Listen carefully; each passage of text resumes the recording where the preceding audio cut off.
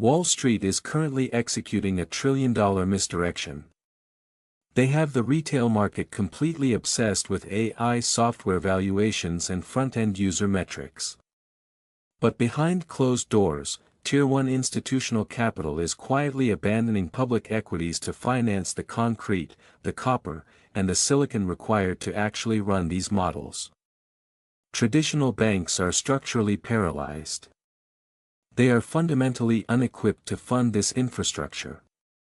A massive capital vacuum has been created, and a highly specialized class of private debt syndicates is stepping in to capture double-digit, senior secured yields. If your portfolio is strictly exposed to liquid tech stocks, you are on the wrong side of this wealth transfer. Today, we deconstruct the exact private credit architecture funding the physical AI grid, and how sophisticated operators are engineering uncorrelated cash flow from this systemic bottleneck. Massive, sovereign-scale data centers. Dedicated cooling infrastructure. Autonomous energy grids. These are not digital assets. They are physical fortresses of computation. And they require a volume of capital expenditure that regional and Tier 1 banks are fundamentally unequipped to provide.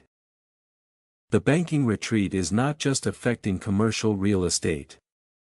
It is actively choking the deployment of next-generation infrastructure.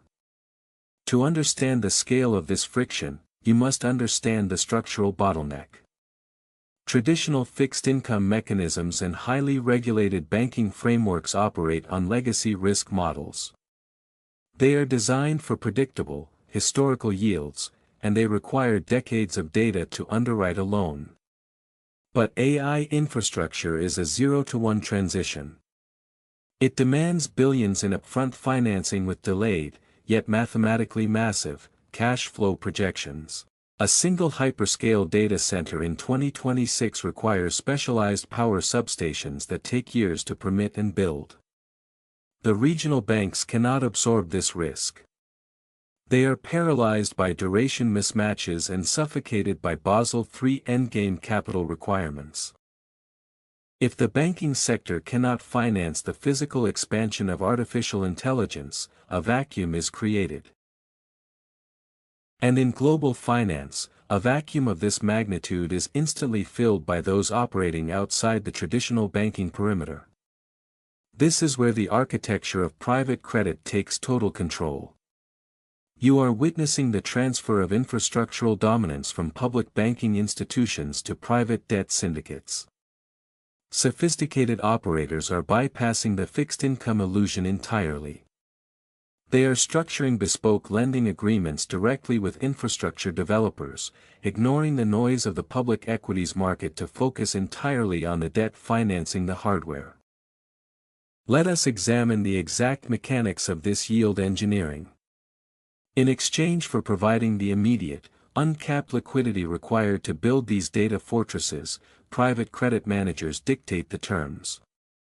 They are securing double-digit yields, backed by the physical assets themselves. This is strategic cash flow engineering in its purest form. The yield is completely decoupled from the stock market. It is anchored strictly to the fundamental necessity of global computation. Whether a specific tech company succeeds or fails in their software deployment is completely irrelevant to the lender. The computation power itself is the commodity. The entity that finances the servers owns the bottleneck. Consider the collateral architecture. A traditional commercial mortgage is backed by an office building susceptible to remote work trends and local market fluctuations. It is a depreciating asset class in the current macro environment. Conversely, a private credit facility deployed into AI infrastructure is backed by specialized server racks, industrial liquid cooling units, and strictly enforced, multi-year lease agreements from mega-cap technology firms. The downside is heavily protected through senior secured positioning in the capital stack. If the developer defaults, the private credit syndicate takes possession of the most valuable operational hardware on the planet. The upside is a systematic extraction of premium yield from the most critical technological arms race of this decade. To truly grasp the magnitude of this shift, we must look beyond the data centers themselves. This dynamic bleeds directly into the energy sector. Artificial intelligence operates on a massive thermal and electrical footprint. The current public grid cannot sustain the projected load requirements of the next 3 years. We are currently tracking a secondary wave of private credit deployment specifically targeting localized energy generation. Microgrids. Dedicated natural gas turbines. Advanced geothermal tap systems constructed exclusively to power single-client data zones. These independent power projects are deemed too speculative or time-sensitive for traditional municipal bond structures. The bureaucratic friction is too high. Therefore, private capital steps in. Syndicates assume the development risk in exchange for floating-rate debt covenants that guarantee an absolute return on invested capital, regardless of baseline interest rate fluctuations by the central bank. This creates a self-sustaining loop of wealth generation for the institutional class. They fund the facility, they fund the power grid running the facility, and they extract a toll at every intersection of the physical build-out. Let us break down the exact debt structures being deployed. We are not talking about standard corporate bonds. These are unitranche facilities and senior secured term loans. In a unitranche structure, the private credit fund provides a single layer of debt that blends senior and subordinated risk. This allows the infrastructure developer to deal with a single lender, entirely bypassing the syndication process of Wall Street banks. Speed is the ultimate weapon in AI development. The developer pays a premium for the speed of private capital, and the lender captures that premium as yield. Furthermore, these loans are often structured with original issue discounts and heavy call protection. This means if the developer attempts to refinance the debt early when traditional rates drop, they are mathematically penalized, locking in the private lender's yield profile for the duration of the build. The retail investor is completely locked out of this ecosystem. They are left trading fractional shares of tech conglomerates, absorbing all the equity risk with none of the structural downside protection. They are playing a game of capital appreciation, hoping a stock chart moves up and to the right. The institutional layer is playing a game of capital architecture.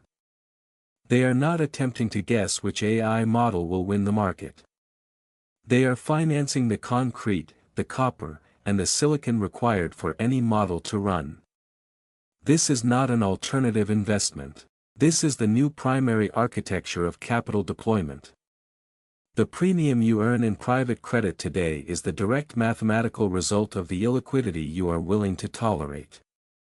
By sacrificing daily liquidity, a feature that currently offers zero protection against systemic macro shocks, institutional capital secures a superior, fortified position. They trade the illusion of liquidity for actual financial sovereignty. They lock their capital into 3 to 5 year timelines because they understand that the underlying asset cannot be disrupted by a banking panic. A server rack processing 1 trillion parameters does not care about a bank run. To engineer your own resilience in this environment, a permanent paradigm shift is required. You must stop analyzing liquid equities through the lens of legacy financial media. You must start analyzing the debt markets funding the physical world. The capital has already moved. The institutional rotation out of traditional fixed income and into secured infrastructure debt is accelerating every quarter. The only variable remaining is whether your portfolio architecture is positioned to intercept this flow. Assess your exposure to legacy banking systems. Audit your yield generation mechanisms. Determine if your capital is floating in the public markets or anchored to physical infrastructure. The system is rewriting its core operational code. Position accordingly.